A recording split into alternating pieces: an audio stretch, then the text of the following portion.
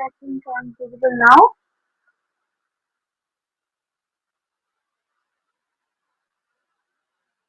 Yes, ma'am, you're audible. Hello. I think now my voice is much higher, right? Yes, ma'am. Okay. Tia Gupta, I think my voice is high. Okay, so first of all, namaste from my side to all the dear youth fellows and तो आज हमारा topic शुरू करते हैं। I am so sorry कि मैं late हुई। सो सबसे पहले हम शुरू करते हैं हमारा जो टॉपिक है यूथ इन पॉलिटिक्स। तो आप में से मैं जान सकती हूँ कि कौन-कौन इंटरेस्टेड है पॉलिटिक्स में आने के लिए? Okay, Uday I think you are interested right? I am also, ma'am. Sorry? I am also. Okay, that's great. Anybody else? Definitely. Okay, anybody? That's really great. अगर हमारा यूथ इतना इंटरेस्टेड है पॉलिटिक्स में आने के लिए, दैट्स रियली ग्रेट। अब मैं आप सबसे एक रिक्वेस्ट करना चाहूंगी, अगर आप अपना कैमरा ओपन कर सके तो डोंट बी शाय कि मैं ऐसे बैठी हूँ वैसे बैठी हूँ। ये आपका कॉन्फिडेंस है। Just open your camera and interact with me. That's really great. I'm seeing some of my fellows. They have opened their cameras. Okay, so start with it. सबसे पहली बात, अगर आप लोग you all know Hindi? You all know Hindi, right? No, ma'am. Yes. I am Muslim. So I am. Ma'am आप पूछ रहे हैं? no, I am asking you. You know Hindi? आपको हिंदी समझ आती है? Okay, okay, okay. Okay, Hindi समझ आ रही है आपको? जी मैम। Okay, that's great.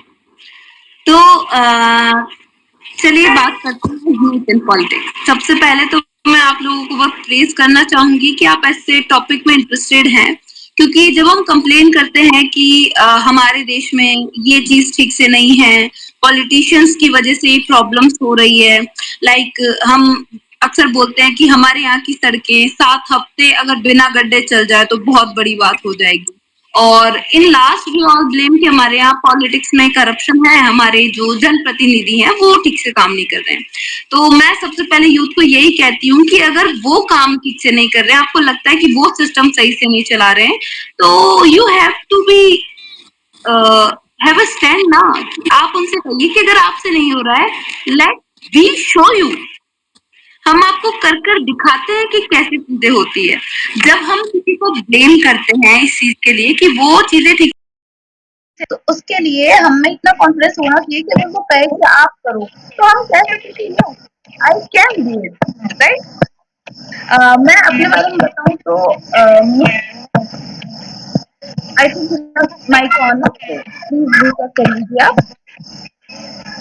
जब मैं अपने बारे में अगर कहूँ तो लोग मुझसे अक्सर पूछते हैं कि आप अक्सर विपक्ष में बात करते हैं, तो क्या आप उस आइडियोलॉजी को फॉलो करते हैं?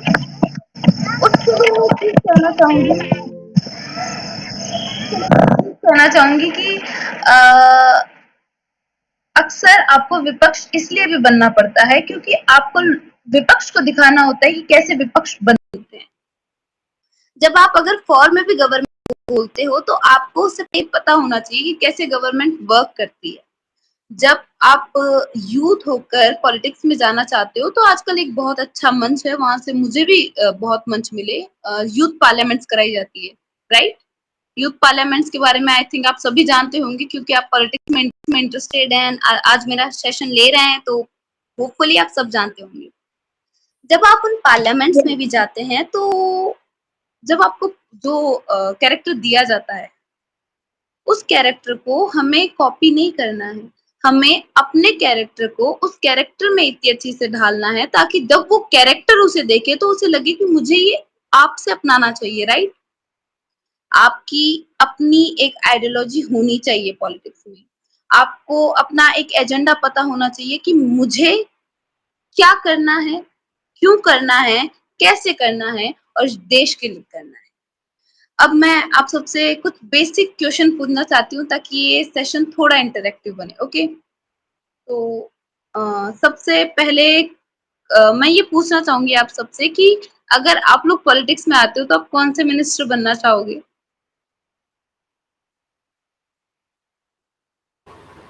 Prime Minister. Just reply me. You are all interested in politics, and we all have a specific like post in our heart. नहीं है? I want to become Prime Minister. That's the real point I want to say. हम सभी को लगता है कि politics गलत है, हमारे जनप्रतिनिधि गलत हैं। उन्हें ये करना चाहिए, उन्हें वो करना चाहिए, लेकिन अगर कोई हमसे पूछ ले कि उन्हें क्या करना चाहिए, तो हमें पता ही नहीं है उन्हें क्या करना है। आपसे मैं अभी जनरली पूछूं कि इंडियन पॉलिटिक्स कैसी है, तो आप में से 95% लोग कहेंगे कि गलत है, करप्शन है एंड ऑल है। बट अगर मैं ये क्रॉस क्वेश्चन कर लूं कि कैसे गलत है, कौन सी मिनिस्ट्री गलत है, चलो बताओ कौन सी मिनिस्ट्री को क्या करना चाहिए, तो क्या हमारे पास उसका आंसर होगा? I am asking from everyone. अगर मैं आपसे पूछ लूं कि आप होम मिनिस्टर को सपोर्ट नहीं करते हैं, तो बताइए होम मिनिस्टर ने क्या गलती की? तो आपके पास कोई एक ऐसी स्कीम है जो आपको लगता हो कि गलत है, No, ma'am. जो आपको लगता है कि आप अगर होते वहां? हाँ, यस, जी मैम, आप यू आर बिल्कुल सही सेइंग कह रही समथिंग। हैं। यस मैम, आप बिल्कुल सही कह सॉरी, रही हैं इस I point. Am not getting your voice. Am I audible now?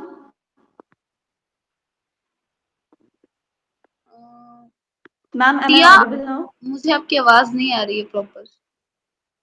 Ma'am, अब आ रही है?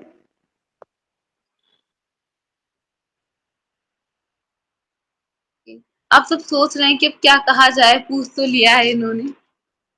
इट्स ओके, होता है। मैम, अब आवाज आ अच्छा, रही है चलिए मेरी? ये बताइए कि आपके जो एमएलए हैं आपके डिस्ट्रिक्ट के, या जो भी मिला के बन रहे हैं वहां के जो एमएलए, आपको लगता है कि उन एमएलए में कोई कमी है जो उन्हें सुधारनी चाहिए?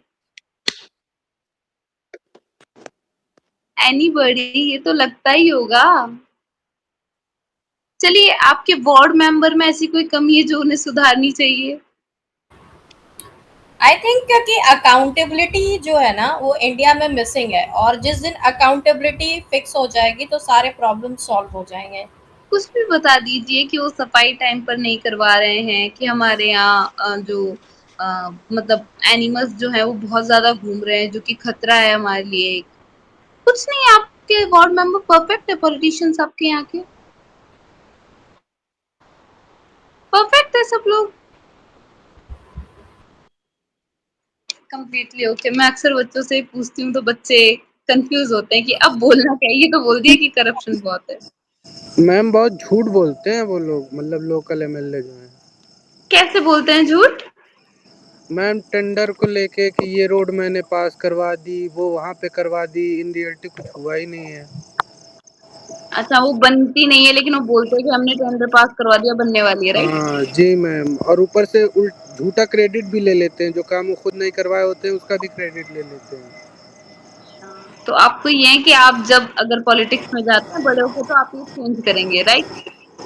नहीं मैम, कम से कम वो बातें बोले जो एक्चुअली में वो करवा रहे हैं। बोलते हैं हमने यहाँ से लेके यहाँ तक का ये रोड का चौड़ीकरण करवा दिया है, और फिर हम्म, पता चलता है ऐसा कुछ नहीं हुआ, बस जनता में आके फेंक के चले गए। ओके, ये अच्छा पॉइंट है। कोई और भी है? थोड़ा इंटरेक्टिव सेशन बनाते हैं अपन लोग। मैं ही क्यों बोलूं, आप भी व्यू रखो और बेझिझक रखो जैसे इन्होंने कहा। आसपास हम सब यूथ है, हमारे मन में चलती है जो भी आपके दिल में हो, आप प्लीज मुझसे शेयर कीजिए। हम लोग उस पर एक अच्छा अच्छा डिस्कशन करेंगे। मैं इसीलिए आपके साथ यहाँ पे हूँ आज। मैम अभी रिसेंटली पेपर लीक्स के किसी इतने का सारे कौन सा एविडेंस आ रहे हैं। एक्सपीरियंस होगा? Hello, can you hear me?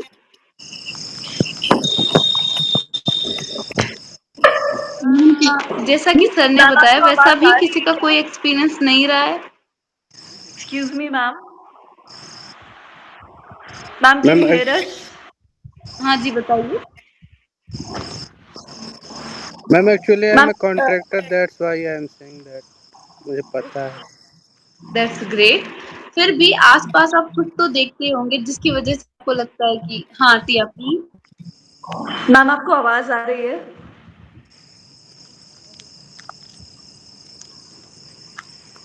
या आपकी आवाज मुझे नहीं आ रही है, क्या बाकी सबको आ रही है?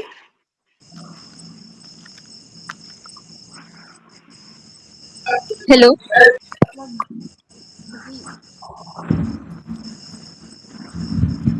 प्रज्ञा आप बोल सकती हैं। प्रगति Hello. सर आप कैमरा ऑन करके बैठे हैं बस। Okay, I am getting your voice now. Am I audible? Yes. Okay. या तो आई थिंक कि आपको आवाज नहीं आ रही है, मुझे तो सबकी आवाज आ रही है। तो ये ईयरफोन की वजह से हो रहा होगा। तो आई वाज प्रगति सेइंग मुझे कि आपकी आवाज नहीं आ अगर रही है। अकाउंटेबिलिटी हम फिक्स कर देना, मेजर जो प्रॉब्लम है, जो पॉलिटिक्स का प्रॉब्लम है इंडिया में, वो ये है कि अकाउंटेबिलिटी फिक्स्ड ही नहीं है। जिसकी वजह से ये प्रॉब्लम है, क्योंकि लोगों को पता ही नहीं है कि So उनको sorry, करना I'm क्या not है, getting कैसे your करना है। voice at all. अकाउंटेबिलिटी है बट लोगों के अंदर जागरूकता नहीं। अकाउंटेबिलिटी के नाम पे आरटीआई है। हाँ, बट ये भी तो है ना कि जैसे मान लो कि अगर आपको गलती पता चल भी गई तो लोग करेंगे क्या? That's the point. वही वही बात है ना, क्योंकि अगर आप अकाउंटेबिलिटी।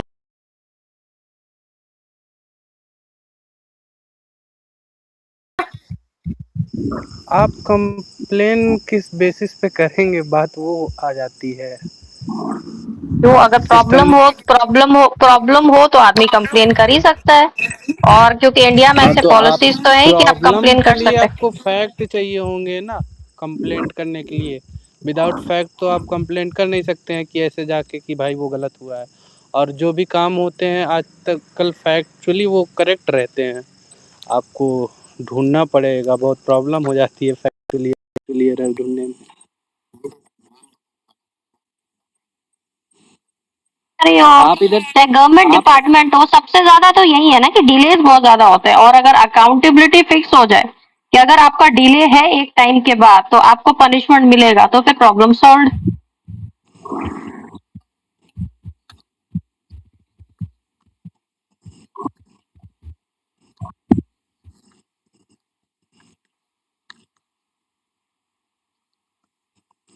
केस पेंडिंग वो है तो वो वो तो होना चाहिए।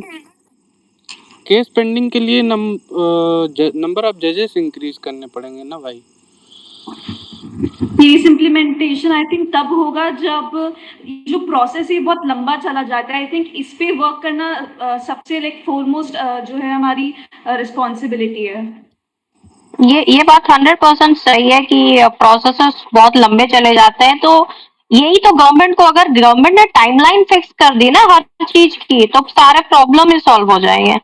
वही बात होगी ना, delay justice is no justice. Timeline fix करना is not the solution because हर एक तरीके के प्रॉब्लम्स होते हैं, उन सभी के लिए एक पर्टिकुलर टाइमलाइन रखना मतलब it isn't appropriate at all.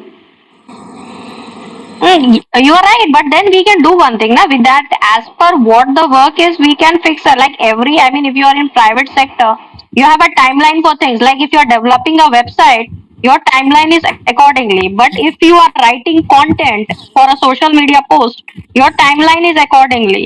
तो आप देखो कि एक प्राइवेट सेक्टर कितने अच्छे से चलता है, क्योंकि वहाँ अकाउंटेबिलिटी फिक्स्ड है कि अगर आपने 1 महीने से ज्यादा डिले किया एक वेबसाइट देने में, तो आपको जवाब देना पड़ेगा। You can lose things, but यहाँ क्या है, कुछ है ही नहीं। मैम आई थिंक ये कहना बिल्कुल गलत है क्योंकि ये देश है, चलाने में ना मतलब बहुत बड़ा सिस्टम चलता है और ये कह देना कि प्राइवेट सेक्टर में ये हो रहा है तो I think this is totally wrong क्योंकि हमें खुद को नहीं पता है कि गवर्नमेंट को कितने बड़े स्टेप्स जो है वो फॉलो करने पड़ रहे हैं। ओके, आप दोनों की पॉइंट्स मैंने सुने, बट अब मैं चाहूंगी कि एक बार Uday, Ayush and Ankita I think and Aadya आप भी प्लीज कुछ कहिए। प्रज्ञा अपने पॉइंट्स आप भी रखिए because you are also part of our session ना। अच्छा Prachi, you were talking about youth parliament, so how do means like इसका कैसे लोग, how can they be part of youth parliament? Okay, I will answer your first question and second question also, but before that, मैं request करना चाहूंगी एक बार फिर से उदय, Ayush and Ankita से कि आप प्लीज एंड आद्या प्लीज आप अपने पॉइंट ऑफ व्यू रखिए। You all have we all have a political point of view. ऐसा नहीं हो सकता कि अगर अपन इस सिस्टम में रहते तो हमारा कोई पॉइंट ऑफ व्यू नहीं हो। बात यह है कि हम उसे बाहर रखने से डरते हैं। तो आई रिक्वेस्ट यू प्लीज आप अपने मन में जो आपको लगता है कि सिस्टम में नहीं होना चाहिए उसको बाहर रखिए प्लीज। मैम आई फील ना अभी जैसे चल रहा है पेपर लीक्स काफी ज्यादा हो रहे हैं, अकाउंटेबिलिटी मतलब उनके लिए एक नॉर्मल सी बात है, पेपर लीक हो रहा है, बंदे 1 साल 2 साल से मेहनत कर रहे हैं, आउट ऑफ नोवेयर पता चलता है उन्हें दोबारा एग्जाम देना है, तो जी उसकी अकाउंटेबिलिटी उस हद तक नहीं ली जा रही है जब जहां तक लेनी चाहिए। आप करवा रहे हो, रिपीट एग्जाम करवा रहे हो, पर अगर कोई मिनिस्टर, बाकी कुछ कंट्रीज में ऐसा होता है ना कि अगर कुछ गलती हुआ तो मिनिस्टर खुद से रिजाइन कर देते हैं, हमारी में भी है कि वो रिस्पॉन्सिबिलिटी लेके कर सकते हैं, पर हमारी कंट्री में ऐसे बहुत नॉर्मलाइज कर दिया गया, वो जाते भी नहीं है, वो दोबारा इलेक्ट हो जाएंगे। इसमें जनता की भी गलती है एंड पॉलिटिशियंस पूरी की सिस्टम की गलती होगी overall. Okay, my issue is that's great. आपने अपना पॉइंट ऑफ व्यू रखा। Again Ayush, Uday and please आप अपना पॉइंट ऑफ व्यू रखिए। अंकिता, आद्या, बिकॉज हमें सेशन को आगे भी प्रोसीड करना है तो प्लीज। सृष्टि आप भी अलाउड हैं, आपका कोई पॉइंट ऑफ व्यू हो तो प्लीज वेलकम।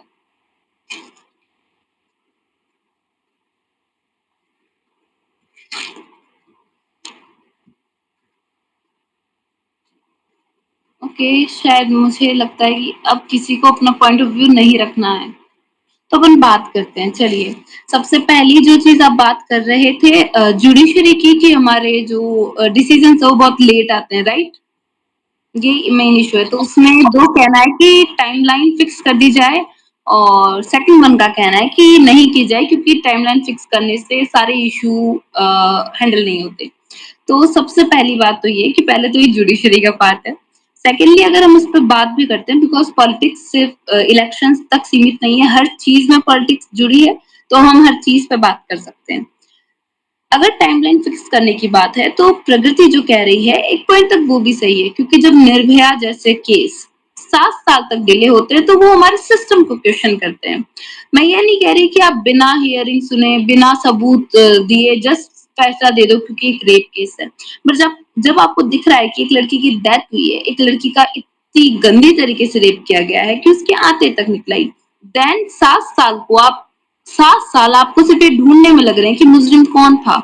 आपको पता है क्राइम हुआ है, आपकी या तो पुलिस कमजोर है या आपका सिस्टम वर्क नहीं कर रहा है कि आपको 7 साल लग रहे हैं जानते हुए कि क्राइम इतना भयंकर हुआ है। टाइमलाइन। और दूसरी बात देखा जाए तो जब हम सॉरी मैं आपका नेम भूल गई, आपका क्या नेम था जो सेकंड पॉइंट ऑफ व्यू रख रही थी? ओके, टिया। टिया ने जो कहा कि टाइमलाइन हर चीज फिक्स नहीं करती, एक तरफ से वो भी सही है। हो सकता है कि अगर हम फिक्स कर दें कि टाइमलाइन है कि रेप के केस में आपको 6 मंथ्स में आंसर देना है और किसी बेगुनाह को सजा हो जाए तो जब हम इस कंडीशन पे पहुंचते हैं तो यहाँ एक चीज हमें कॉमन दिखती है। आप दोनों का पॉइंट लास्ट में ये निकलता है कि हमें इंसाफ चाहिए। टिया, जब हम एक लंबे टाइम तक प्रोसेस चलती रहती है हमारे जुडिशरी में, बहुत सारे केस ऐसे होते हैं जो बीच में विड्रॉ कर लिए जाते हैं। अगर उन्हें टाइम पे न्याय नहीं मिलता तो फिर वो न्याय उन्हें कभी नहीं मिलता है। वहीं प्रगति को देखा जाए तो प्रगति, आपका जो पॉइंट था, बहुत सारे लोग ऐसे होते हैं जो बेगुनाह होने के बाद भी एक जल्दीबाजी के फैसले में उम्र कैद काटते रहते हैं। मैंने एक पेपर में पढ़ा था कि 28 साल जेल में रहने के बाद इंसान को रिहा किया गया क्योंकि पता चला उसकी कोई गलती थी नहीं और उसके बाद वो क्रिमिनल बन गए और बनना जायज था क्योंकि 28 इयर्स जेल में उन्होंने सिर्फ इसलिए काटे क्योंकि उनके ट्रायल में कोई गलती हो गई थी, right? Yes you are right, but यहाँ पे ये टाइमिंग का इश्यू नहीं है ना, यहाँ पे तो ये है क्योंकि उस इंसान के पास रिसोर्सेज नहीं होगा। क्योंकि अगर आप देखो मैम, तो जिनके पास रिसोर्सेज है वो क्या करते हैं कि वो आधी रात को भी सुप्रीम कोर्ट खुलवा लेते हैं, right? So it has to be like, ये इसका टाइमलाइन इश्यू नहीं है या ये इश्यू नहीं है कि उनके केस में जल्दबाजी की गई, उनके केस में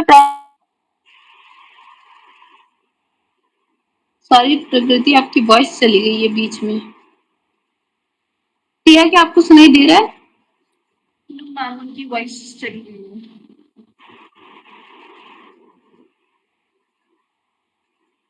प्रगति,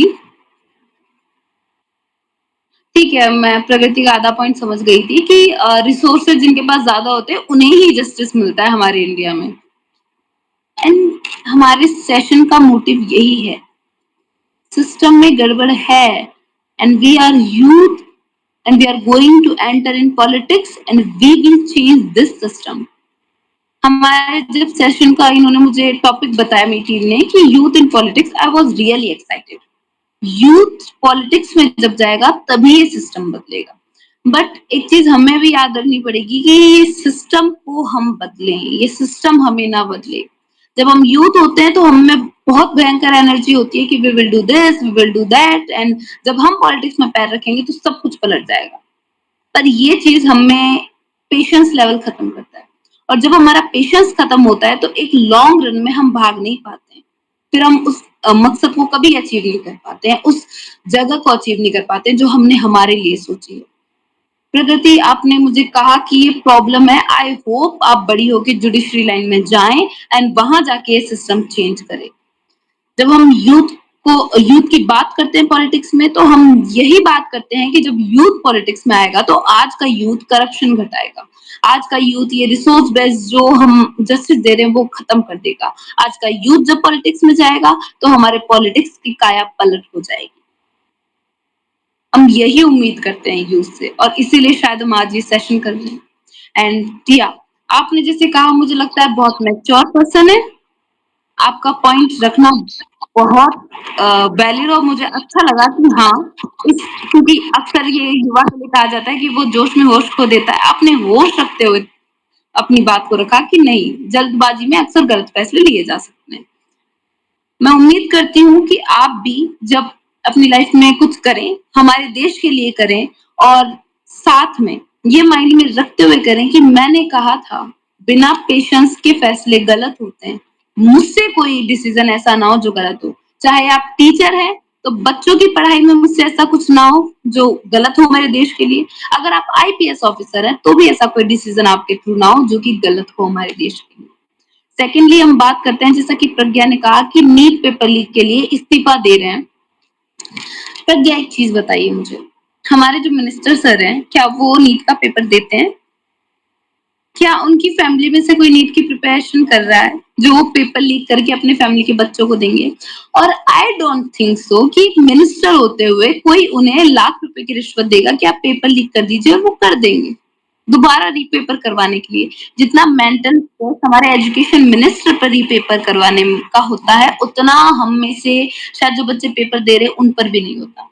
हमारे एजुकेशन मिनिस्टर नहीं आते हैं पेपर लीक करने के लिए, वो नहीं कहते हैं अपना हमारे ऑफिसर्स को कि आप पेपर लीक कीजिए, right? We have to accept. Ma'am accountability. अच्छा, ओके, अगर आप अकाउंटेबिलिटी उन्हें दे देते, उन्होंने आज इस्तीफा दे दिया, कल आपने नए एजुकेशन मिनिस्टर चुने, जो ऑफिसर पेपर लीक कर रहे हैं, जो ऑफिसर रिश्वत लेके पेपर लीक कर रहे हैं, आपको क्या लगता है कि वो इन मिनिस्टर के जाने के बाद नहीं करेंगे? ऐसे तो हमारी डेमोक्रेसी चल ही नहीं पाएगी। अगर हम हर चीज में पॉलिटिशियंस को ब्लेम करने लगेंगे तो क्या हम सही कर पाएंगे? आपने क्या कभी नीट पेपर लीक में सोचा कि नीट का पेपर लीक कराने वाले भी हमारे में से आने वाले स्टूडेंट्स हैं? मैम एक्सक्यूज मी, यस, जहाँ तक मैंने कल या परसों पेपर में पढ़ा था, तो कोई इश्यू हुई थी इलेक्ट्रिसिटी को से रिलेटेड, या नॉर्मली भी कुछ भी होता है ना, तो लो लेवल पे या बेस लेवल पे जो एम्प्लॉय हैं उनको एक पल को हटा देते, they even think about it, they remove them. Like कोई केस हुआ था बिहार में पुलिस का एनकाउंटर का, तो पीपल वर सस्पेंडेड। तो जब वहां पे ट्रिकल डाउन इफेक्ट हो भी सकता है, नहीं भी हो सकता है, दोनों चांसेस है। पर अगर कुछ होगा ना, तो अगर सामने वाला इतना तो सोच सकता है कि हमारे टॉप जो लेवल पे बंदा बैठा है उसको अगर हटा दिया जा सकता है इतना इजीली, या वो अकाउंटेबिलिटी लेके हट सकते हैं, तो हमारे लिए तो और भी आसान है कि हमें हटा दिया जाए। ऐसा होता है ना कि कुछ नहीं करने से बेटर है कि कुछ तो करे, उनको हटाएगा तो मे बी जो नीचे से पॉलिटिशियन है वो थोड़ा ध्यान रखेंगे अपने एरिया का, anything, but there should be some point to start. Okay, Pragya, मैं आपकी फ्रस्ट्रेशन को समझ रही हूँ, but you are still going in the wrong way. आपको सीरियस में लगता है कि अगर धर्मेंद्र प्रधान जी इस्तीफा देते हैं, जो लोग नीचे करप्शन कर रहे हैं, वो करप्शन करना छोड़ देंगे? जो लोग करप्शन कर एक मिनट प्रज्ञा, प्लीज। जब वो लोग करप्शन करते हैं तो क्या उन्हें डर नहीं लगता वो पकड़े जाएंगे? वो पकड़े जाएंगे तो भी वो सस्पेंड होंगे, लेकिन वो फिर भी कर रहे हैं। नीट का पेपर लीक करने वाले ऑफिसर्स अगर होते हैं तो वो बच्चे भी होते हैं जिन्होंने उस पेपर को खरीदा। नीट का पेपर लीक अगर वो ऑफिसर्स करते हैं तो उन बच्चों के पेरेंट्स भी होते हैं जो पैसा देते हैं कि नीट का पेपर खरीदा जाए। हम तो फिर आप ये कीजिए ना कि जिन बच्चों ने नीट का पेपर खरीदा है उन बच्चों को लाइफ टाइम के लिए किसी भी गवर्नमेंट जॉब से आप हटवा दें। आप इसके लिए क्यों नहीं प्रोटेस्ट कर रहे हैं? आप ये क्यों नहीं प्रोटेस्ट कर रहे हैं कि जिनके घर वाले या जो लोग इसमें इन्वॉल्व थे उन सभी को लाइन में लगा के उनको एक इस्तीफा पकड़ा दिया जाए कि आप किसी भी गवर्नमेंट जॉब में इन योर लाइफ आप एनरोल ही नहीं हो सकते, आप फॉर्म ही नहीं भर सकते हैं, या और साथ में आपको गवर्नमेंट की किसी भी स्कीम का फायदा नहीं मिलेगा। आप ये क्यों नहीं कर रहे हैं? आप बोल रहे हैं कि धर्मेंद्र प्रधान जी अगर इस्तीफा देंगे तो जो नीचे वाले लोग हैं वो ध्यान रखेंगे और वो कम करने की कोशिश करेंगे। Are you serious about this? Pragya, जब आप पॉलिटिक्स को देखते हैं तो पॉलिटिक्स बाहर से जो अपन बात करते हैं फिलोसफीज की बुक्स में पढ़कर, उससे बहुत अलग है। आपको क्या लगता है अगर आपके बैंक में आप जॉब कर रही हैं और मैनेजर को करप्शन के लिए रिमूव कर दिया जाए तो जो बाकी एम्प्लॉय हैं वो करप्शन करना बंद कर देंगे? Sorry, that's not the reality. और यही हम यूथ को समझने की आवश्यकता है। अभी मैं बात कर ही लेती हूँ कॉकरोच जनता पार्टी की, राइट? वहां से ये आ रहा है कि धर्मेंद्र प्रधान जी इस्तीफा दें, इस्तीफा दें। मुझे उनसे सिर्फ एक क्वेश्चन पूछना है, धर्मेंद्र प्रधान जी ने आके पेपर बांटे थे लीक करने के लिए? धर्मेंद्र प्रधान अगर उस कुर्सी पर पहुंचे हैं, वो वहां बैठे हैं, तो वो भी अपनी मेहनत से बैठे हैं। अगर आप एक आईएएस बनते हैं अपनी मेहनत से और आपके जिले में कुछ भी उटपटांग हरकत होती है तो उसके लिए आपका इस्तीफा देना वैलिड नहीं होता है। मुझे सबसे गंदा ये कॉन्सेप्ट लगता है, जो लोग इस्तीफा देके भागते हैं वो अपनी जिम्मेदारियों से मुकरते हैं। अगर धर्मेंद्र जी प्रधान जी आज इस्तीफा देते हैं तो वो अपनी जिम्मेदारियों से पलट रहे हैं। वो नहीं सह पा रहे कि अगर पेपर लीक हो रहा है तो मैं उसे वापस ठीक करके कैसे ट्रैक पर लाऊं। इसका मतलब ये होता है, जब एक मंत्री अपने इतना अहम मंत्री अपने मंत्री पद से इस्तीफा देता है तो इंटरनेशनली देश की क्या इमेज बनती है? क्या आप लोगों ने कभी सोचा? हमारे यूथ की ये प्रॉब्लम बन चुकी है कि वो जो फॉरेन में देखता है उसे लगता है दैट्स सो कूल। हम लोग प्रोटेस्ट कर रहे हैं और अगर हमने धर्मेंद्र प्रधान जी का इस्तीफा दिला दिया तो हमारी वाहवाही है, हम स्टेटस लगाएंगे कि आज यूथ की शक्ति के आगे पॉलिटिक्स झुक गई। क्या हमने कभी सोचा कि अमेरिका में बैठा इंसान क्या कहेगा फिर हमारे एजुकेशन सिस्टम के लिए? कि कोई भी पलट देता है। आपको लग रहा है नेपाल में जो जैन जी ने प्रोटेस्ट की वो बहुत अच्छी हुई, बहुत तरीके से हुई? कह भी सकते हैं कि ठीक है उनके यहाँ ज्यादा हो गई थी एक्सट्रीम चीजें, पर उससे क्या इंटरनेशनल लेवल पर जब जियो पॉलिटिक्स पर जाते हैं तो नेपाल की जो पहले स्टैंडर्ड थे क्या वो बचे? जब एक देश के मिनिस्टर या एक देश का सिस्टम फेल होता है ना तो जो इंटरनेशनल लेवल पे उसकी बेइज्जती होती है वो आप सोच नहीं सकते हैं। और आपको उठकर सोचना पड़ेगा, आपको एक्सेप्ट करनी पड़ेगी कि हम स्टूडेंट्स की भी गलती है कि हमने पेपर लीक होने दिया। आपको एक्सेप्ट करना पड़ेगा कि हमारे पेरेंट्स की भी गलती है और आपको ये भी एक्सेप्ट करना पड़ेगा कि अगर बात गवर्नमेंट जॉब की और आपके पेरेंट्स को पेपर मिल रहा हो तो आपके पेरेंट्स भी पैसा देंगे। You have to accept. आप नहीं भाग सकते इस अकाउंटेबिलिटी से। आप बात करते हैं धर्मेंद्र प्रधान जी की अकाउंटेबिलिटी का, व्हाट अबाउट अवर अकाउंटेबिलिटी? हमारे आप जाके देखिए एक बार पब्लिक वॉशरूम्स कितने गंदे हो रखे हैं। क्या हमने अकाउंटेबिलिटी ली कि हम उसे गंदा नहीं करेंगे? वो तो मिनिस्टर्स नहीं करने आते। आप जाके देखिए हमारी सड़कों को कितनी गंदी हो रखी है, वो मिनिस्टर्स नहीं करते। पर हमने क्या कभी अकाउंटेबिलिटी ली? हम अकाउंटेबिलिटी बात करते हैं, लेना चाहते हैं। ओके, इट्स कम।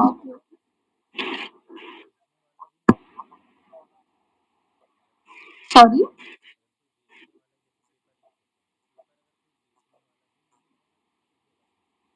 अच्छा।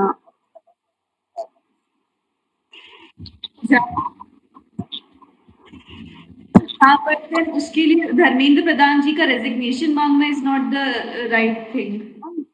Just a minute, Dharmendra Pradhan ji को एक बार आप साइड में छोड़िए, चलिए उनका रेजिग्नेशन। आपने जैसा कहा कि अगर कोई बेचने वाला ही नहीं रहेगा, खरीदेगा कौन?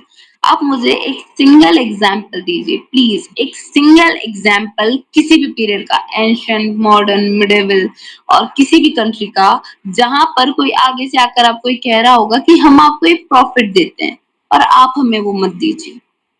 I am talking about this accountability. हम क्यों नहीं एक्सेप्ट कर रहे हैं कि अगर हम खरीदेंगे नहीं तो बेचेंगे किसको? You 100% right. हम हमेशा ये क्यों चाहते हैं कि वही लोग सुधरें, हम नहीं सुधरेंगे? नो, हम एज ए सिटीजन अपनी कोई अकाउंटेबिलिटी फॉलो नहीं करेंगे, वही लोग सुधरने चाहिए। जब हम लोग चेंज होंगे तभी उन्हें चेंज करेंगे। जब आप ईमानदार होंगे तो किस ऑफिसर में इतनी हिम्मत है? क्या यूथ ने ये जानने की कोशिश की कि पेपर लीक में कौन से ऑफिसर थे? जितने थे सब सस्पेंड हो चुके हैं, सारे सस्पेंड कर दिए धर्मेंद्र प्रधान जी ने। क्या आप में से किसी ने जानने की कोशिश की? एंड चलिए, क्योंकि टाइम लिमिट शॉर्टेज है, आई होप मेरा मैसेज आप तक पहुंच रहा हो कि मैं किस अकाउंटेबिलिटी की बात करूं। गवर्नमेंट अकाउंटेबल है, पर वो तब होगी जब आप खुद अपने देश के लिए, अपने लिए अकाउंटेबल होंगे, तब आप गवर्नमेंट को क्वेश्चन कर सकते हैं। अगर आप में से कोई ऐसा इंसान हो जिसने कभी पेपर में मौका मिलने के बाद चीट नहीं किया हो, जिसने कभी हमारी सड़कें गंदी नहीं की हो, जिसने कभी रैपर नहीं डाला हो सड़क पे, तो आप क्वेश्चन कर सकते हैं उनसे अकाउंटेबिलिटी का। और नहीं तो आपको सबसे पहले अपने पे क्वेश्चन करने की जरूरत है। मैं हूं तो मैं करती हूँ। इन माय लाइफ मैंने कभी कोई रैपर सड़क पे नहीं डाला, मेरे बैग में हमेशा रहते हैं। आई होप आप भी ऐसे बने, इसीलिए हम यूथ को चाहते हैं पॉलिटिक्स में। एंड लास्ट थिंग, एक प्रगति का था, प्रज्ञा का था, सॉरी शायद वो क्वेश्चन ना यही था। And last question I think एक और आया था कुछ, मैं याद नहीं कर पा रही हूँ। प्राची, एक वो बात आपने बहुत अच्छी कही कि हम लोग अपनी अकाउंटेबिलिटी को सेट नहीं कर रहे, and I completely agree to it, क्योंकि जनता में प्रॉब्लम है तो ही प्रॉब्लम्स ऊपर पहुंच रही है, राइट? 100%। हम खरीद रहे तो सामने वाला बेच रहा है। कि हम कहते हैं ना कि ये मेन प्रधान समाज है, वो इसलिए है क्योंकि मेन को फायदा तो हो ही रहा है, तो वो अपना क्यों सुधारेगा? सुधारना तो औरतों को पड़ेगा ना। अगर हम मेन से ये एक्सपेक्ट करें कि वो बदल जाए, वो क्यों बदलेंगे? उनको तो फायदा हो ही रहा है। बिल्कुल इसी तरह का है। बिल्कुल। तो आई completely agree, but यहाँ पे ना Prachi, we need to discuss कि solution क्या है इसका। And I feel one thing, I'll just tell you I like your point of view, 100% I am with you on this, कि ऐसा नहीं लगता आपको कि अगर हम अपने जो नीचे का तबका है, नीचे का तबका मतलब ऐसा तबका जिस तक की ऐसी, जैसे आज आपसे बात करके शायद एक इंसान को लगा हो सकता है 10 में से किसी एक को लगा हो कि हाँ सही बोल रही है, ओके? तो ये ऐसी ही सोच अगर हम नीचे तबके तक थ्रू एजुकेशन, थ्रू एनवायरनमेंट पहुंचाए, कि उनको ऐसे लोगों के बीच ले जाए जो कि उनको बताएं कि भाई आपके सिर्फ राइट्स नहीं है, आपकी ड्यूटीज भी है एज कंट्रीमैन, एज इंडियन, तो ये देश बदलेगा। और कोई भी गवर्नमेंट हो वो इस डायरेक्शन में काम नहीं कर रही है। यहाँ पे एक प्रॉब्लम है जो सॉल्व होना चाहिए। ओके, दैट्स ग्रेट, मैं भी एग्री करती हूँ। And in fact Pragati, I am working on that. मैं आपका आज सेशन ले रही हूँ, आपसे ये डिस्कशन कर रही हूँ, ये डिस्कशन में जाके हमारे पड़ोस की बस्तियों में भी करती हूँ, मैं उन लोगों को भी अवेयर करती हूँ, not for the duties but also for the rights. And मुझे बहुत अच्छा लगा कि आप ये सोचती हैं कि हमें ये करना है। गवर्नमेंट इस पे वर्क नहीं कर रही है, ये मैं आपको, न तो मैं इस चीज को कम्प्लीटली एग्री कर सकती हूँ, न इस चीज को कम्प्लीटली डिनाई कर सकती हूँ। बट मुझे ये लगता है कि as a youth, I am of 20, I am a youth, and मुझे लगता है कि ये मेरी रिस्पॉन्सिबिलिटी है कि अगर मैं अपनी टेक्स्ट बुक में पढ़ के आ रही हूँ कि मेरे पास कौन कौन से फंडामेंटल राइट्स हैं, मेरे घर के आसपास के 5 लोगों को पता होना चाहिए कि फंडामेंटल राइट्स कौन से हैं।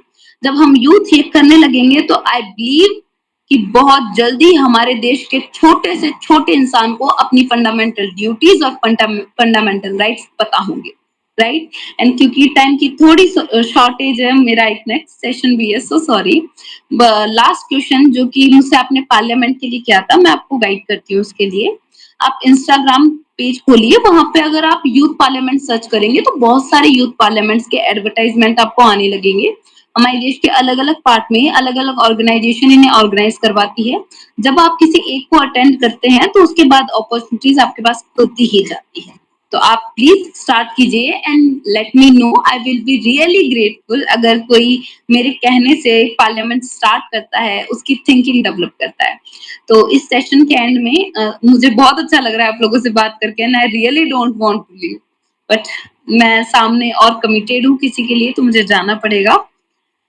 आप सब लोगों से मैं बस एक ही बात बोल के जाना चाहूंगी, as a youth have your point of view. आज जिन जिन लोगों ने रखा, मैं बहुत प्रेज करती हूँ कि उन लोगों ने रखा, उनकी एक थिंकिंग है, वो सोचते हैं उस बारे में।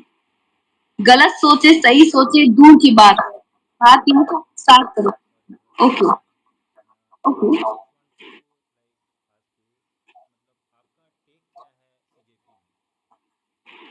ओके सीजेपी में I also have one more question. Okay, that's great. CJP में मेरा टेक ये है कि I don't like CJP, I never support CJP. और उसका रीजन ये नहीं है कि मैं स्टूडेंट्स के राइट के खिलाफ हूँ, उसका रीजन ये है कि आप एक स्टूडेंट प्रोटेस्ट में नारे लगवाते हैं, भारत तेरे टुकड़े होंगे, लाइक दैट्स ओके। वो चलो आपकी पॉलिटिकल आइडियोलॉजी है, ठीक है, वो ठीक है। भारत तेरे टुकड़े होंगे, ये कौन सी पॉलिटिकल आइडियोलॉजी है जो आप फॉलो कर रहे हैं? और अगर स्टूडेंट की प्रोटेस्ट में, एक यूथ की प्रोटेस्ट में नारे लग रहे हैं, तो मुझे लगता है इससे बुरी चीज कोई नहीं हो सकती कि फिर हमारा एक भी यूथ, एक सिंगल यूथ फिर उस प्रोटेस्ट को सपोर्ट करे।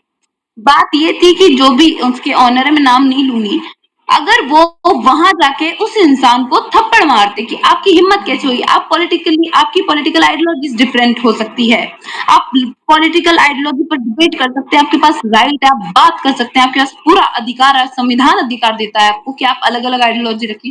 लेकिन बात जहां भारत की आ रही है, हमारे देश के लिए स्टेटमेंट देना कि भारत तेरे टुकड़े होंगे, और फिर हमारे यूथ उस प्रोटेस्ट को सपोर्ट कर रहा है, वो चाहे किसी भी चीज की प्रोटेस्ट हो, अगर वो मुझे आरएस बनाने की प्रोटेस्ट है, मुझे आईपीएस बनाने की प्रोटेस्ट है, तो भी मैं उसका साथ नहीं दूंगी, क्योंकि वो बात कर रहा है मेरे देश को तोड़ने की। एक सिंगल स्टेटमेंट कैसे आ सकता है स्टूडेंट की प्रोटेस्ट से?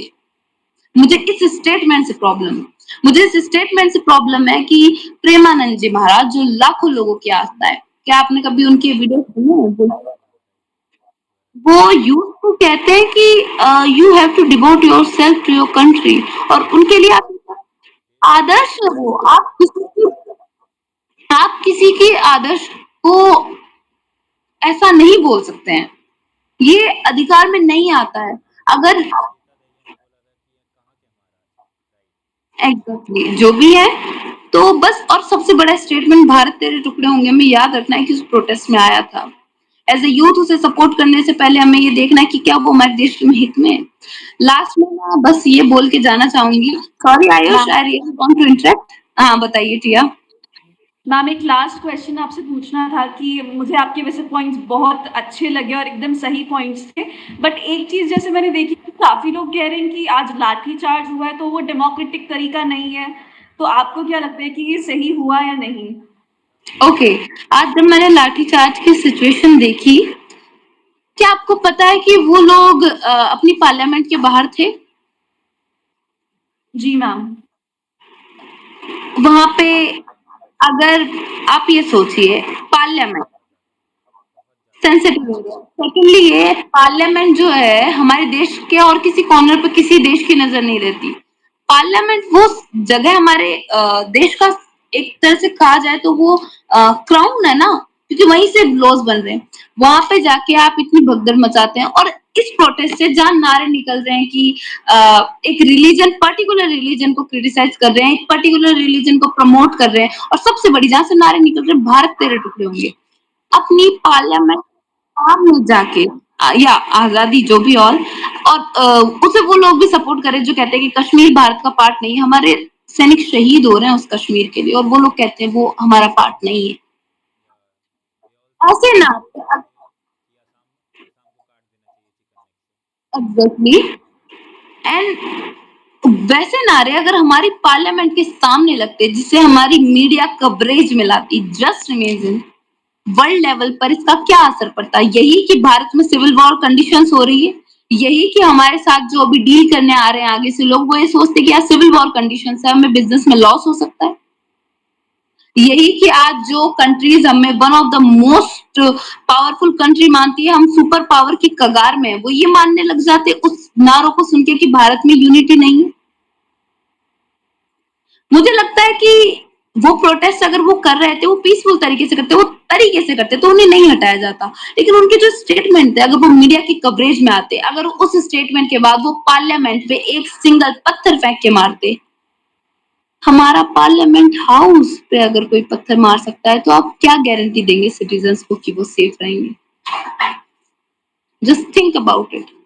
जब आप बड़े लेवल पर चीजों को समझना और सोचना शुरू करते हैं एज ए यूथ, तब आपको समझ में आता है कि चीजें उतनी आसान नहीं है जितनी हमें दिखाई जाती है। आज पूरे सोशल मीडिया पर यही ट्रेंड चल रहा है ओनली कि वो प्रोटेस्ट करने गए, उन्हें भगा दिया गया। आप प्रोटेस्ट देश के किसी भी हिस्से में बैठ के कीजिए, वहां से आपको नहीं भगाया जा रहा है, लेकिन वहां पे जो इंटरनेशनली आपका सम्मान है, आप देश की बेइज्जती करने जा रहे हैं क्या वहां पे? आप देश में सुधार चाहते हैं तो सुधार के तरीके से कीजिए। आप इंटरनेशनली बेइज्जती नहीं कर सकते हैं ना देश की। आप ये कहेंगे कि हमारा नीट पेपर लीक हो रहा है, तो हम अमेरिका के पास जाकर कहेंगे हमारा देश खराब है। Then you are not protesting for NEET paper leak, आप हमारे देश की बेइज्जती कर रहे हैं। और ये देश, ये मातृभूमि, ये कर्म भूमि, ये पितृभूमि हमारे लिए किसी भी चीज से ऊपर उठकर आती है। हमारी अपनी माँ, हमारा परिवार, हमारी पर्सनल लाइफ, इन सब चीजों से अगर ऊपर उठकर कुछ आती है तो वो ये देश है, इस देश की मातृभूमि है।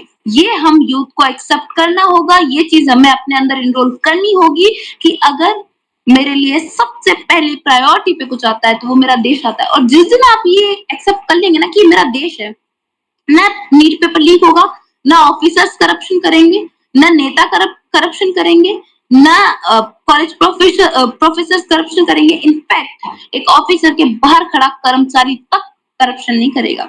और जिस दिन आप ईमानदारी से टैक्स देने लग जाएंगे, उस दिन आपको पब्लिक जो प्लेसेस है उनकी वैल्यू होगी। उस दिन के बाद फिर हमारे वॉशरूम गंदे नहीं होंगे।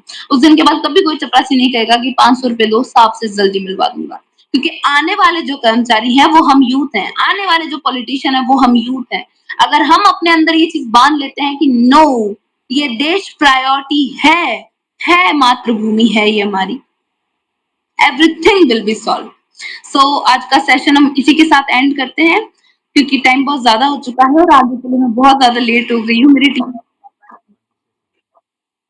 जस्ट अ मिनट, मुझे कंक्लूड करने दीजिए। Sorry sir please, I am really sorry कि मैं आपको सुन नहीं पा रही हूँ। सुनूंगी लास्ट में 2 मिनट, बट एक बात आप सभी को यूथ होने के नाते मैं बस यही कहना चाहूंगी, एक्सेप्ट कि आपका देश है, आपका घर बनने से ज्यादा ये देश बनना जरूरी है। जिस दिन आप में ये थिंकिंग आएगी, जिस दिन आप इस आइडियोलॉजी के साथ वर्क करेंगे, मुझे लगता है जापान से हम लोग बहुत आगे निकल जाएंगे कुछ टाइम में। Be have a feeling of nationalism in yourself.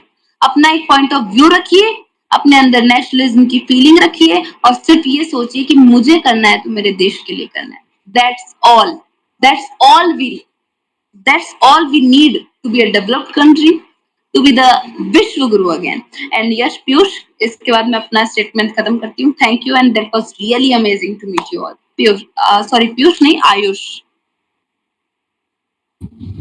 Ma'am, it was Uday. Okay, Uday, thank you, thank you. And one more thing, ma'am. Yes, ma'am बहुत अच्छा लगा आपकी बातें सुनकर, और मैंने आपको इंस्टाग्राम वगैरह पे भी आपकी सभी वीडियोस देखे हैं, बहुत अच्छा बोलते हैं आप। और बस एक रिक्वेस्ट कि ऐसे सेशंस, मतलब मुझे थोड़ा और मैं चाहती थी कि इंटरेक्शन अगर आपसे हो सके किसी भी तरीके से, तो मतलब हमें कैसे पता चले कि आप सेशंस वगैरह कंडक्ट करवा रहे हैं। ओके, उसके लिए मैंने सोचा है कि मैं भी अब अपना जो नॉर्मली वीडियोस है इंटरेक्टिव के, वो बना के डालूं इंस्टाग्राम पे। उसके अलावा मैं जो भी, अगर मैं कहीं पार्ट करती हूँ तो मैं पोस्ट करती हूँ उसको। Okay ma'am, okay. बट और हाँ, एट द एंड बस ये कहना है कि आप बहुत अच्छा कर रहे हैं और इस देश को आपके जैसे और लोगों की मतलब बहुत ज्यादा जरूरत है, और आप अपने थॉट्स को जरूर आगे बढ़ाते रहिए। Thank you so much, that mean a lot to me. Okay, thank you. Thank you so much and बहुत अच्छा लगा आप सभी से मिलके। उम्मीद करती हूँ कि अगली बार जब हम मिलेंगे तो मुझे फिर बोलना पड़ेगा कि 1 मिनट, सबको 1-1 मिनट का एक टाइम मिलेगा पॉइंट ऑफ व्यू रखने का। मैं अगेन रिपीट करती हूँ, अंकिता, सृष्टि एंड आयुष, आपको अगली बार अपने पॉइंट ऑफ व्यू लेकर आने हैं, तभी अपन बात करेंगे। And Tia, Pragati, Pragya and Uday, let's meet again someday. बहुत अच्छा लगा आप लोगों से मिलके। Okay, Sure, Prachi. Bye bye. Take care. All the best for your life. Bye Bye. And thank you so much.